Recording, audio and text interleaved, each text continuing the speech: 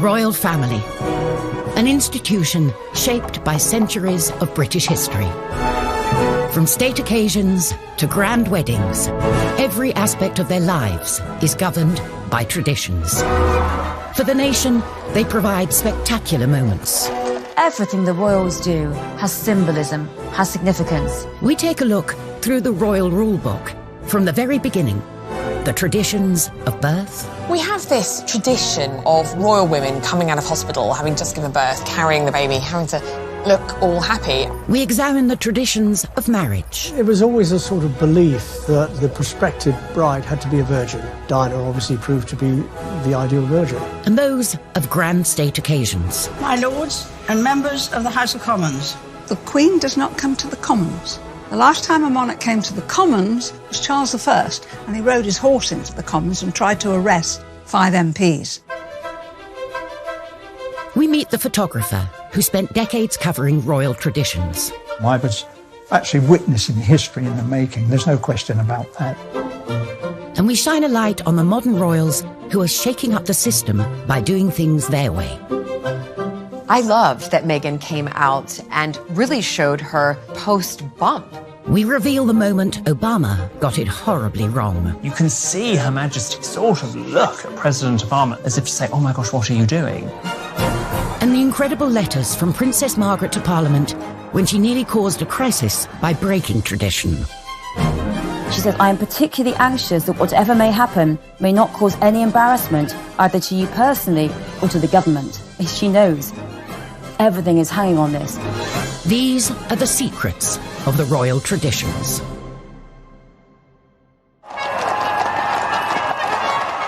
Royal traditions take centre stage in our nation. Grand ceremonies with thousands of years of history form the very fabric of our society. These royal occasions, rich in pomp and ceremony, set us apart from the rest of the world. The Queen sees tradition, sees ceremony as absolutely vital to maintaining the strength of the monarchy. That, to me, is what makes the royal family the royal family. It is the kind of protocols and traditions that they've had for centuries. When it comes to traditions, royal marriage is steeped in them. But as a result, monarchs can't always marry who they want. Prince Charles met Camilla when he was young and single. He was introduced to her through her flatmate. Camilla had been dating Andrew Parker Bowles, and then they split up in 1971. She then met Prince Charles. Apparently, she said, my great-grandmother was the mistress of your great-great-grandfather, so I think we have something in common. Romance blossomed, but as a royal, love wasn't the only consideration Charles had to have in mind. There was still that tradition that whomever he married, who would be the next Queen of England, had to be a member of the nobility and had to be whiter than white. There was a sort of general belief that the heir to the throne should marry a virgin. The pressure for Prince Charles, and really everybody else before him, was huge. You know, there are all these, ticking of the boxes. Charles's cousin and godmother, Patricia Mountbatten, said that Charles never actually asked the Queen for formal permission to marry Camilla, but if he had, I don't think it would have been allowed. Charles, no longer the young bachelor, was under growing pressure to find the perfect bride. Enter the blue-blooded teenager, Lady Diana Spencer. She was young, she was from a good background, and it was insinuated that she hadn't had a lot of relationships before. There was pressure on him to get engaged and to get married, because at 33, he really had to produce an heir. He'd only met Diana 12 times before they got engaged, so was it really about love, or was he looking to fulfil his role as prince? Prince Philip did write him a couple of notes saying, you've got to make up your mind, yes or no. You can't keep this girl hanging around. At 3 o'clock, Prince Charles and Lady Diana appeared for the first time in public. With the words of his father ringing in his ears, Charles bowed to tradition and quickly moved to close the deal. And I'm amazed that she's been brave enough to take me on. And I suppose in love. Of course. Whatever in love means. particularly now, through the eyes of the 21st century, we watch that interview and just cringe, because he either didn't love her or he didn't know how to tell her he loved her. In July 1981, the traditional fairy tale wedding played out in front of a global television audience of 750 million. But both, in fact, had reservations. A couple of days previously, Diana had had supper with her sisters, and she said, I don't think I can do it, I don't think I can go through with it. And one of them said, bad luck, Dutch, the nickname for Diana, bad luck, Dutch, your face is on the tea towel now, you've got to do it. And she already at that point thought that Charles had a mistress in Camilla Parker Bowles, and of course, she was right. Tradition, which brought the two of them together, was not enough to save the marriage, which ended in separation in 1992 and finally came to a close in 1996 with divorce. The traditional way of doing things just didn't work. If Charles had been allowed to sort of pursue who he wanted and marry who he wanted, it would have saved Diana a lot of heartbreak, and it would have saved the whole family a lot of heartbreak. Coming up, the very special christening gown, passed down through every royal generation for over a century. The Honiton lace christening gown is the most wonderful symbol of royal tradition. And discover how Princess Margaret had to choose between breaking tradition and losing everything. They say to her that yes, she can marry him, that's fine, but she must lose her title and she will lose her position.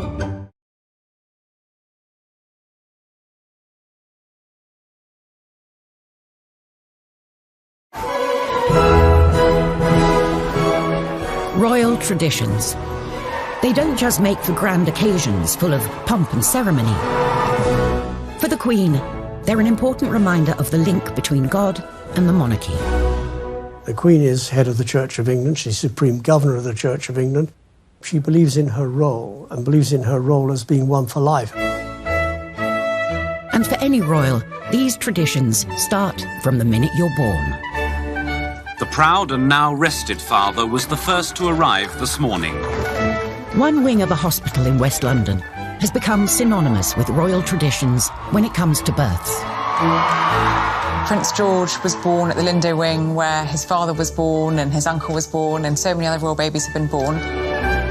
Kent Gavin covered every Lindo Wing photo call for over 35 years, starting with Prince William. Well, we went down there, anything up to, I think it was about 2 weeks prior, because we weren't exactly sure of the date. Police had to put barriers up, and the roads were sealed off, and we used to chain our step ladders so that they could not be moved. And you wrote your name bit on felt, Kent Gavin, Daily Mirror, or whatever it was. Less than 2 days after arriving here, Prince, Princess and baby Prince emerged to the cheers of the crowd. It was over in minutes, you know, everybody shouting and screaming, but of course it was front page pictures. Kate and William carried on the tradition of the photo call on the steps of the Lindo Wing, whilst paying tribute to the past. We saw some lovely symbols that harked back to Charles and Diana. When Prince Louis was born, she wore that red dress, and quite similar to what Diana chose, coming out with Prince Harry. So there are nods to what has gone before tradition-wise. The Duchess looked somewhat tired, but very happy in a beautiful red dress and high heels. I mean, we have this tradition now of women, royal women, coming out of hospital, having just given birth, carrying the baby, having to look all happy. Because, of course, previous to this, women had home births. The Queen had all of her 4 children at home, so you wouldn't actually have seen a royal woman, a royal mother, for some time in public. Newcomer to the family, Meghan, decided this was a custom she would sidestep. Meghan didn't want it at all. I mean, she's changed the rule book totally. I don't know whether she went and did it because just changing tradition. She didn't want to have that frenzy. Like Meghan, Julie Montagu married into the British aristocracy, and she doesn't see the appeal either. Listen, I've had 4 children. I can't imagine having to give birth and then have hair and makeup done, put on a dress and a pair of heels, and stand outside my hospital and have a photo opportunity. The Sussexes chose a much calmer photo call, with just one photographer in the comfort of Windsor Castle, with a more natural feel. I loved that Meghan came out and really showed her, her post-bump. Your stomach does not go right back in 2 days later. It takes a lot of time. So I think for women all around, it was a breath of fresh air to see her come out and look like that. Perhaps this modern tradition of showing the baby within days of being born can be traced back to a curious incident in the 17th century, during the warming pan scandal. In 1688, there were wild rumours that James II and his wife, Mary of Modena, had not actually had a child. James II was hated because most of the country was Protestant and he was Catholic. His second wife, Mary of Modena, fell pregnant. After not being able to have a child for a long time, suspicion soared. They basically said that Mary of Modena had a fake bump, and she gave birth, apparently, to a son. But immediately everyone said, no, she did not. She gave birth to a stillborn child, or a girl, and instead it was whipped away and a new baby was brought in the warming pan. And this was a huge scandal. No one believed that the baby was real, and as a consequence, James was pushed off his throne, and in came the tradition that every royal birth after that had to be witnessed by a senior member of the government to assent that the baby was truly royal. Thankfully, no such scandal with the more recent royal births. And when it comes to traditions, first on the royal baby to-do list is the christening, where everything down to the gown has a story. So the Honiton lace christening gown is the most wonderful symbol of royal tradition when it comes to royal babies. It was the christening gown that Queen Victoria and Prince Albert had made for their first child, Princess Victoria, for her baptism in 1841. Made of fine lace from Honiton in Devon, it was used as the christening gown for every king, queen and minor royal for 163 years, including our current queen, for her christening in 1926, and Prince Charles in 1948. Here is the first picture of His Royal Highness Prince Charles of Edinburgh, second in the line of succession, just 4 weeks old.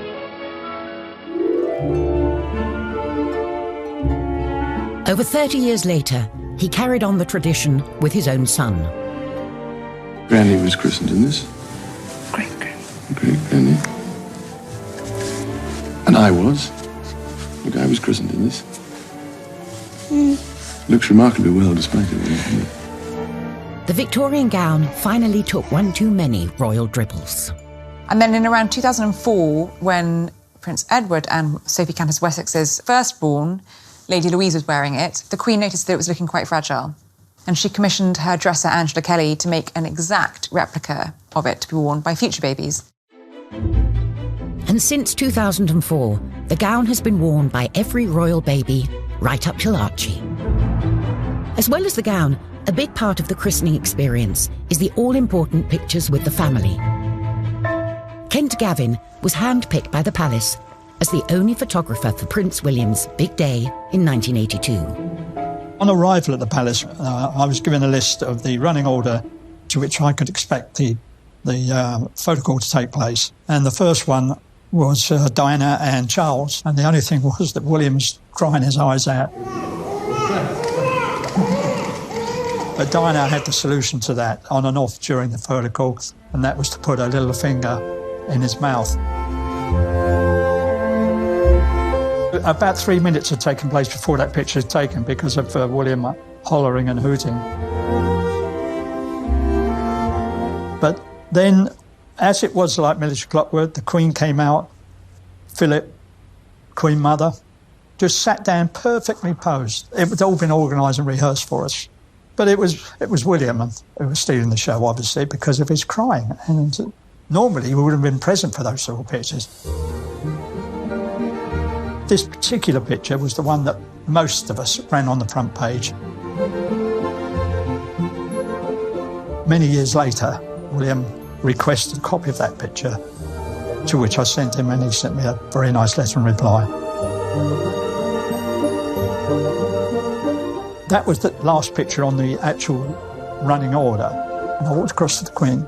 I said, "Excuse me, ma'am, but There is one very important picture missing, and that is the Queen Mother, the oldest and the youngest. And she went, goodness me, how have we missed that, And she called out, Mother, Mother, and she sat down there. Diana handed William over, and that magic, yes, wonderful picture. And of course the Queen was very grateful as well.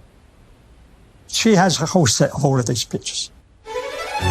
Royal babies aren't just born into the Windsor family, but into an institution with hundreds of years of strict traditions. In the 1950s, a princess hell-bent on breaking with tradition rocked the establishment when she fell in love with the wrong man. When Princess Margaret was a young woman, she fell hopelessly in love with a member of the household, the equerry to her father, Group Captain Peter Townsend. He'd been a war hero, he was handsome, he was charming, but he was divorced. In 1953, Townsend proposed to the 22-year-old Margaret. But by law, as a member of the royal family under 25, Margaret needed the Queen's permission before she could say yes. Divorce was still a taboo subject. The Queen was forced to make very difficult decisions with her own sister. As head of the church, the Queen felt she couldn't sanction the marriage. She asked Margaret to wait for 2 years, as at 25, the matter would then be up to Parliament. They knew that there was every likelihood that if they bought time, they might be able to sabotage Margaret's relationship with Townsend. But 2 years later, the tradition-breaking couple are still together, and the relationship becomes a constitutional issue. Kate Williams is at the National Archives with files relating to the case, which remain top secret for 50 years.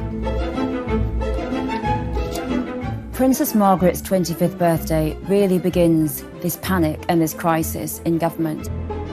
This letter is amazing. It's written by Margaret on August the 15th from Balmoral, about a week before she turns 25. She's writing to the Prime Minister and she says, I'm going to tell you of any personal plans for the next few months. She says, I am particularly anxious that whatever may happen may not cause any embarrassment either to you personally or to the government. She knows everything is hanging on this.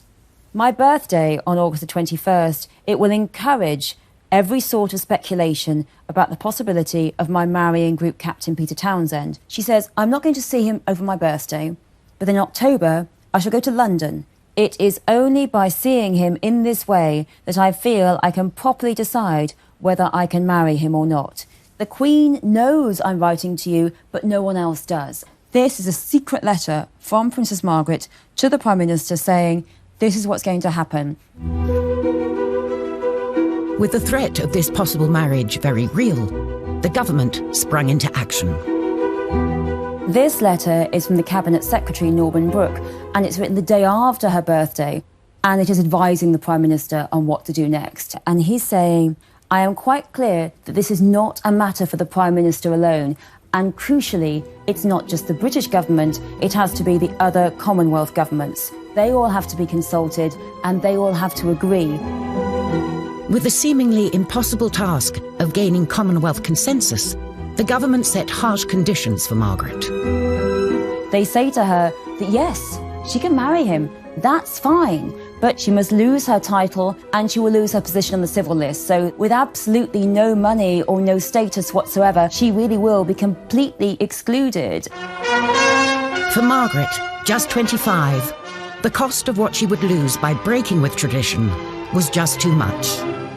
I would like it to be known that I have decided not to marry Group Captain Peter Townsend. For a princess, love is not straightforward in the 1950s. It becomes about politics, about religion, and about society itself. These days, divorce is no longer a reason for royals not to marry for love, as Meghan and Harry showed in 2017. Royal weddings, however, are still full of traditions, and the Victorians are responsible for a fair few. Queen Victoria chose to wear a white wedding dress, a tradition that has passed down through the generations. Up until then, royals and indeed commoners generally tended to wear coloured dressings.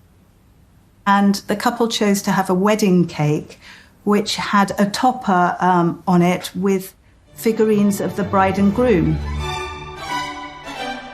There's a traditional role for the bouquet too.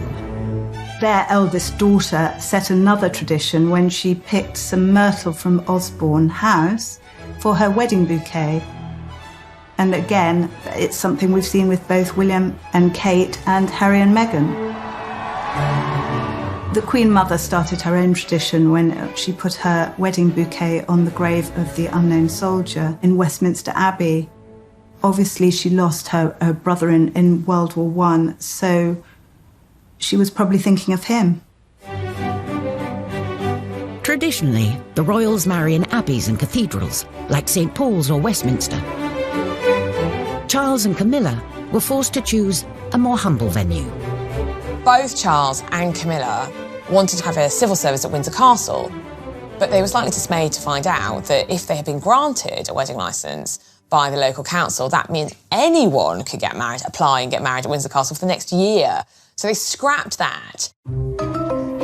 And it did mean that we had the heir to the throne getting married in the local registry office in Windsor with, before him, Mr. and Mrs. Smith, and after him, Joe Bloggs and Kathleen from down the road. There's one tradition the nation and the world looks forward to at any royal wedding. The wedding kiss, of course, is iconic nowadays. So many people will be surprised to know that, in fact, there have only been 3 royal couples who've kissed on the balcony at Buckingham Palace. There was Princess Diana and Prince Charles. They were the ones that really started that tradition. By the time Fergie and Andrew got married, of course, the crowd were waiting for the kiss. And they played up to the crowd and put their hands to their ears. And then the kiss carried on. Coming up, how the Queen's traditional meetings with her prime ministers were not always ones she enjoyed. Famously, she liked John Major. She didn't care for Margaret Thatcher. How the traditional method of royal execution went horribly wrong. So her head falls out of his grasp, drops onto the floor, rolls along. I mean, it's just horrific.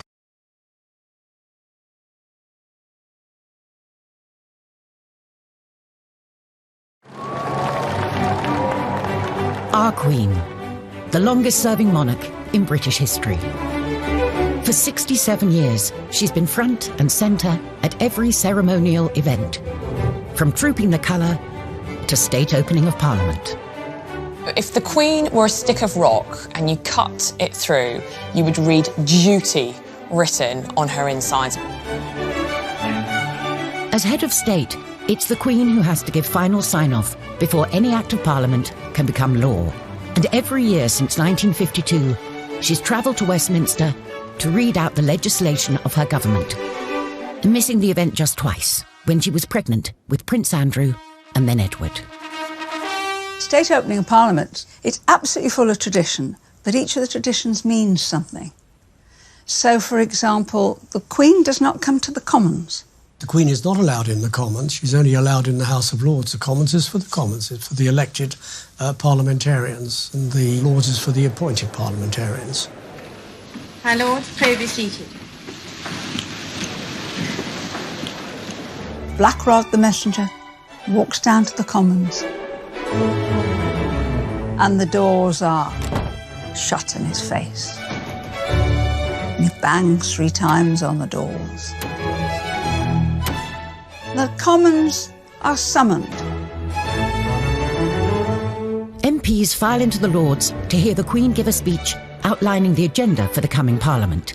Except for one MP, that is. Well, one of the traditions is that an MP is held hostage at Buckingham Palace. In order to make sure that the Queen gets back, one of the members of Parliament is taken hostage the night before and is not returned to Parliament until Her Majesty is safely away from there. Probably usually an MP that the government don't like anyway. While the words are read out by the Queen, they're written by the government. My Lords and members of the House of Commons. When you're in government, the night before the state opening, you are invited to a buffet supper at number 10. And then the speech is read out so that you know what's in it. There are no surprises. My government will legislate in the interests of everyone in our country. Like all traditions, the ceremonies acted out in Parliament are a reminder of an uneasy past between the monarchy and government. You go back to the 1640s during the time of the Civil War and Charles I's interference with Parliament. He interfered all the time, and Parliament didn't like being interfered with, which is why they chopped his head off. Historically, the axe was the traditional method to get rid of a king or queen. And 60 years before Charles I, his grandmother, Mary Queen of Scots, had one of the most grisly executions of all. You'd think, as a royal, that if you had to be executed, it would be done in a very official and perfect way, but not for Mary Queen of Scots. Mary was executed for treason in 1587. She was given this axe man, and he was so clumsy. First go, he just bashes the back of her head, and she's heard to groan. The second go, the head's still attached. Finally, at the third go, he gets the head off. He holds up the head to shout, "God save the Queen," by the hair. But Mary was wearing a wig, so her head falls out of his grasp, drops onto the floor, rolls along. I mean, it's just horrific. The spectators in this public execution are shocked and horrified. What a dreadful, horrible public execution for this woman who had been known as one of the most beautiful queens in the world. Thankfully, the monarchy is on a more stable footing these days. And as head of state, the Queen carries out her duty by regularly checking in with her Prime Minister. The Queen traditionally meets with the Prime Minister weekly for an audience, tends to be on a Wednesday. They meet for between half an hour and an hour. The idea is that the monarch is briefed on what's happened in Cabinet from the Prime Minister's viewpoint. The Queen's had a business-like relationship with her Prime Ministers, but there's some that she's liked more than others. She was very fond of Harold Wilson. She was very fond of Jim Callaghan. Famously, she liked John Major. She quite liked David Cameron. She didn't care for Margaret Thatcher. Margaret was hugely deferential. She adored the monarchy and would be almost kind of crawling, which irritates a strong personality, doesn't it? And Margaret Thatcher may also have rubbed the Queen the wrong way when, in 1982, she took the salute from the armed forces, a role usually reserved for the Queen. Margaret wouldn't have done anything deliberately to insult the Queen. Oh, no. Margaret was very traditional and would have deferred immediately. So there's obviously been a breakdown of communication somewhere that actually that's the Queen's job. On the other hand, she did rather do this a little bit in her later years. While the rest of Parliament is on their summer break, the Queen hosts the Prime Minister in a supposedly relaxing gateway in the Scottish Highlands. Every year, again, another tradition, every Prime Minister is invited to a long weekend at Balmoral where the Queen spends every... Kỷ niệm xưa mãi sống trong cuộc đời tôi, thân tin tôi thơ. Rồi ngày tháng trôi đi, bao nhiêu mong ước xa xưa chỉ còn là kỷ niệm từng đêm tôi nhớ về. Cuộc đời đua trên bốn bề giàu lo, nhiều lúc ước mơ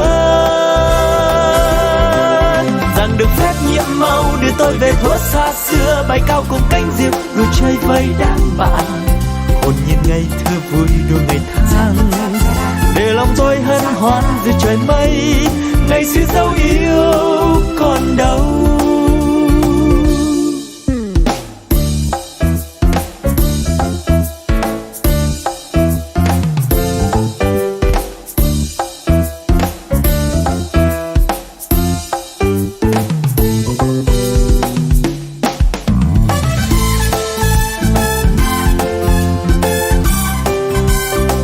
Summer. The sitting Prime Minister of the day will very often go up for a long weekend with their husband or wife and spend time with the Queen out there. Tony Blair and Cherie hated it. Cherie talks of being really embarrassed about the servants at Balmoral unpacking all of your bags and you're putting all your clothes away. And I think she famously said that she didn't want to pack contraception because she was so worried about them seeing it in her bags. And I think that's where their youngest son, Leo, was conceived. There's a wonderful story about Tony Blair, the first time he was really talking to Prince Charles as he was Prime Minister. And I was saying, what do you want us to call you? And Charles just looked down his nose at him and said, you call me Sir. From garden parties to public engagements, between them, the royals meet thousands of subjects every year. Protocol helps ease the encounters and avoid awkward moments for either side. Etiquette and protocol is important for the royal family because it tells people what to do. With the Queen, you would say Your Majesty, followed by Ma'am, and yes, it's Ma'am as in ham, not Ma'am as in farm. And with any other member of the royal family, it would be Your Royal Highness, followed by Sir or Ma'am. If you're a British subject lucky enough to meet the Queen, you're expected to bow if you're a man and curtsy if you're a woman. Now, for men, it is not a bow from the waist at the end, like you would do at the end of a stage show. All it is a gentle bob at the neck, like so. Now, for ladies, you would do a curtsy. You keep your hands by the side, as straight back, one foot behind the other, and just a gentle bob at the knees. You don't need to do a terribly deep, grand court curtsy, like Theresa May or Margaret Thatcher did. Totally fine 80 to 100 years ago, but today, just a small curtsy will do. We need to show the monarchy some respect, so when Her Majesty has finished interacting with us, if we are the ones leaving the conversation, we don't show our back. We don't just go, yeah, bye, and walk off like so. Instead, you take a few steps backwards before turning and walking away, trying not to show your back. Sometimes, even world leaders get protocol wrong, as President Obama demonstrated when he spoke over the national anthem during an embarrassing moment in 2011. To Her Majesty, the Queen. So President Obama has asked everyone to stand up. So far, so good. He says the words, Her Majesty the Queen. That's all he needs to say. Remember, it's a toast, not a speech. And then, just in that slight pause, For the vitality of the special relationship, the musicians start playing God Save the Queen. You can see Her Majesty sort of look at President Obama. To this blessed plot, this earth, this realm. And then Her Majesty herself breaks protocol. She actually interrupts the national anthem. To the Queen. And says, oh, that was very kind, thank you. So she deliberately breaks with the etiquette in order to be more well-mannered. For the monarchy, a break with protocol is rare, but occasionally it attracts people who are rule breakers keen on shaking up the system. Princess Diana was kind of the ultimate royal rule breaker, really, because she dragged the royal family kicking and screaming into the 20th century. She definitely helped transform the monarchy, and I think the royal family we've got today, especially through our boys, is very much through her influence. The Broderick ward of the Middlesex Hospital is the only specially designed AIDS ward in Britain. It was how she engaged in her charity work, which was perhaps the biggest departure. She was really the first royal that we saw in public hugging children, putting children on her lap. When we did the HIV/AIDS campaign, we were tackling serious misunderstanding and prejudice. We had a disease that was rampant and that was killing people in a horrible way and for which there was no cure. She came, she sat on the bed of somebody who was dying of AIDS, she held their hand, and it made a difference. It really did. But this break with tradition came at a cost. By opening up more to the press and the public, she grew more vulnerable to the darker side of media attention. She said to me, do you know, Ken, I was coming out of Harvey Nichols a couple of weeks ago and I got into a taxi and two paparazzi pulled up at the lights. One got off the back of the bike, undid the cap door. And she fell into the well of the cab. And he said, this person, raise your head, I've got a mortgage to pay. She was in tears when she related that story to me. I just felt for her. Behind the scenes, the monarchy wasn't happy with the change Diana was bringing. She was viewed by many within the institution as someone who was shaking things up too much. We wanted something a bit more safe, a bit more homespun. And she said, no, these are the things that need attention. These are the things that need to be talked about. It wasn't just how the royal family operated that Diana changed. She also changed the traditional way in which royals dress. Designer Jacques Azuguri played a vital role in moving Diana away from traditional royal dress and transforming her into one of the biggest fashion icons on the planet. I was always excited to see her step out in my dresses. There was just something about her wearing my dresses, the Princess of Wales. And also the process leading up to her wearing that dress was always so friendly, so comfortable and exciting. This is one of the first times that she kind of went a little bit modern. It was, I'd say, probably about 4 inches above the knee, which for a princess was very, very short. Red was one of her strong favorites. As you notice, it had a little opening down the front. She wanted to actually wear it to there, showing a little bit of midriff. Of course, we didn't allow her to. Another famous dress Diana wore during an important night in 1995, where she smashed a vengeful fist through every conceivable royal protocol. It was the night of the bombshell Panorama interview, in which she made a series of startling claims, including, "There were 3 of us in this marriage." She called me actually 2-3 nights before the interview was going to go live. And she says, "Jacques, I need a dress. I've done an interview. I haven't said anything wrong. And I'd like to wear something really stunning and sexy." And I took 3 black dresses from the shop because, the royals are not usually able to wear black unless it's for mourning. But of course, now she could wear any colour she wanted. We unzipped them out of the bag and straight away she said, "That one." And she wore this attending a cancer fundraiser while the interview was going out. And again, the décolleté on here was very low for the time. Her birthday was coming up in July, and that's where we come to the birthday dress here. She was meant to be wearing another dress for the Tate centenary, but I think as a thank you to me, she actually wore this dress. This was Diana on her 36th birthday. It was really a time of her breaking away from her past, really, the traditions, the royal protocol, and moving on with life as she really wanted to live it.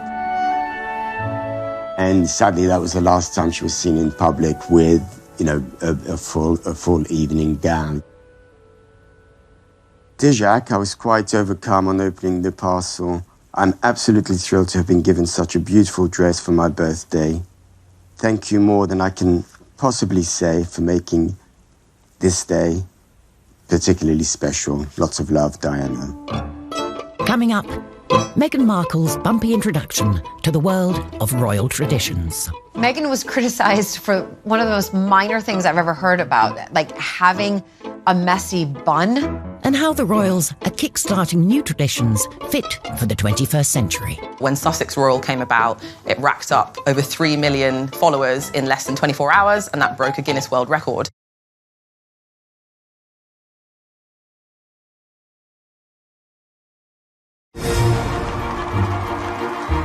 The British monarchy. For over half a century, through change and challenge, they've kept alive traditions celebrating our collective past. The Queen has been the absolute constant. She's lived through the swinging 60s, the miners' strike, the social media age, and she's still here. Now it's up to a new generation to bring the monarchy forward. Meghan Markle is one of the most talked about modern royals. Since her introduction to the royal family in 2016, the headlines have been full of stories of her breaking traditions. Listen, Meghan comes from California, you know, sort of really the land of the free. And then all of a sudden having to move over to this country, marry into the royal family. There's a lot of rules and really regulations that she has to follow. It must be a real shock for Meghan because she was this independent Hollywood actress doing what she wanted, essentially. And now something as innocuous as her closing a car door, headlines around the world. She's closed her own door. Oh, my God. Meghan was criticized for one of the most minor things I've ever heard about, like having a messy bun. I mean, honestly, please find something else because I actually thought that messy bun was really cool. Meghan shouldn't have worn black nail varnish. I mean, honestly, there is no protocol on what colour nail varnish a royal woman should wear. If anyone's criticising Meghan for not wearing tights, let me tell you something. Sarah Ferguson, Duchess of York, didn't wear tights. I was at an event as minister where she came to do an opening, and she turned up actually looking scruffy, which is a no-no, because the people who are there, they come to see the magic and the style and the grace of royalty. Kate, who stuck to the traditions rulebook, received the opposite criticism from Meghan when she was labelled robotic. I get to see them privately, the royals, and drinks receptions, and she's actually got a wicked sense of humour. But I don't think Kate feels that she can ever kind of let that show publicly, because that's not really what's expected of her as the wife of a future monarch. The young royals are creating new traditions fit for the 21st century, thanks to the new digital age. The social media development, in the royal family has been a big thing in the last few years. You've seen Instagram accounts. But when Sussex Royal came about, it racked up over 3 million followers in less than 24 hours, and that broke a Guinness World Record. So you can see that there's definitely an appetite for people wanting to know what the royals are up to all the time. And it definitely gives them much more control over the story that they want to tell. For Prince William, being able to take back control is personal. William and Kate rarely allow their children to be seen in public, so their presence here guarantees a media frenzy. I was on a shoot with Prince William. We were talking about how things were regarding his mother. And he said, I can assure you that I will never, ever let happen to my wife or my children to what happened to my mother. Kate has increasingly taken the tradition of royal photography into her own hands. The royals are issuing and controlling their own images. I'm not on about the public events. I'm on about the birthdays or the special event. You get these lovely pictures that Kate issues.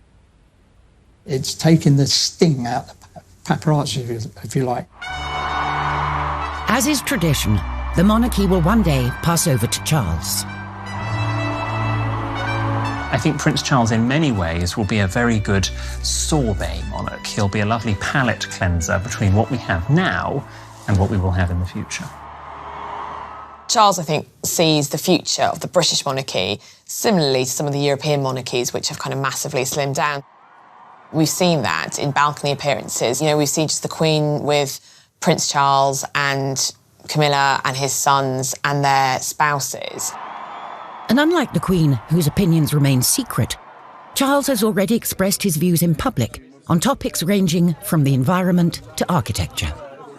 Charles, I know that he is itching to get involved in government politics and itching to get involved in lobbying at that level, but of course it's not allowed, so it's going to be really interesting to see whether or not he can hold back. So I can only urge you to think of your grandchildren as I think of mine, and of those billions of people without a voice.